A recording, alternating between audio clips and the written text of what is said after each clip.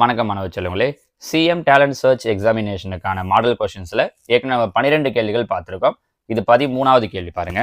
படத்தில் ஏபிசிடி ஒரு சாய் சதுரம் எனில் எக்ஸ் ஈக்குவல் டு இந்த given figure ABCD is a rhombus the value of x is. இதில் பார்த்தீங்கன்னா இந்த ஒரு ரோம்பஸ் அவங்க டயராமே அழகாக கொடுத்துட்டாங்க பாருங்க. இந்த எக்ஸோட வேல்யூ என்ன அப்படின்னு கேட்டிருக்காங்க.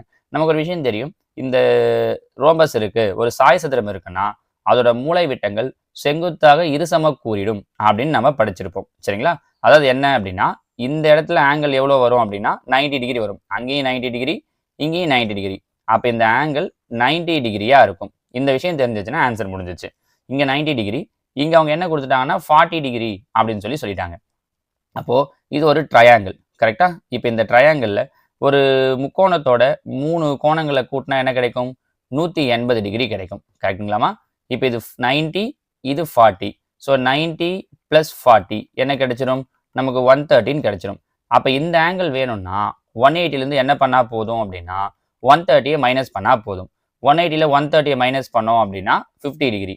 ஸோ இந்த இடத்துல நமக்கு 50 டிகிரின்னு தெரிஞ்சிருச்சு. அவங்க இதை கேட்கல, எக்ஸ் தான் கேட்குறாங்க. நம்ம இது ஏற்கனவே நிறைய கொஸ்டின்ஸில் சொல்லியிருக்கோம் பாருங்க. இது ரெண்டும் பேரலல். ஏன்னா சாய் சதுரம் ரோம்பஸ் அப்படிங்கிறதால இது ரெண்டும் பேரலாக இருக்கும். அப்போ நம்ம இப்படி ஒரு லைன் வரைகிறோம் அப்படின்னா அது அதோட டிரான்ஸ்வெர்சல், அதோட குறுக்கு வெட்டி.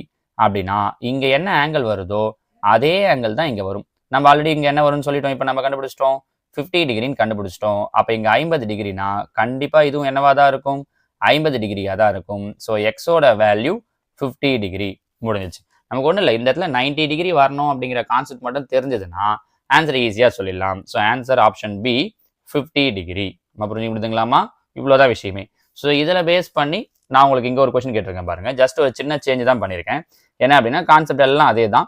இங்கே அவங்க 40 டிகிரின்னு கொடுத்துருந்தாங்க இல்லையா, அதை மட்டும் நான் உங்களுக்கு என்னென்னு மாற்றிருக்கேன் அப்படின்னா 50 டிகிரின்னு மாற்றிருக்கேன். அப்போ இங்கே 50 டிகிரியா இருந்தால் எக்ஸுக்கு என்ன வரும் அப்படிங்கிறத கண்டுபிடிங்க. அங்கே சொன்ன அதே ஐடியா தான். அதை பேஸ் பண்ணி உங்களால் ஈஸியாக கண்டுபிடிக்க முடியும். சரிங்களா? இதுக்கான ஆன்சர் என்ன அப்படிங்கிறத நீங்கள் எனக்கு கீழே கமெண்ட்டில் சொல்லுங்கள். தேங்க்யூ.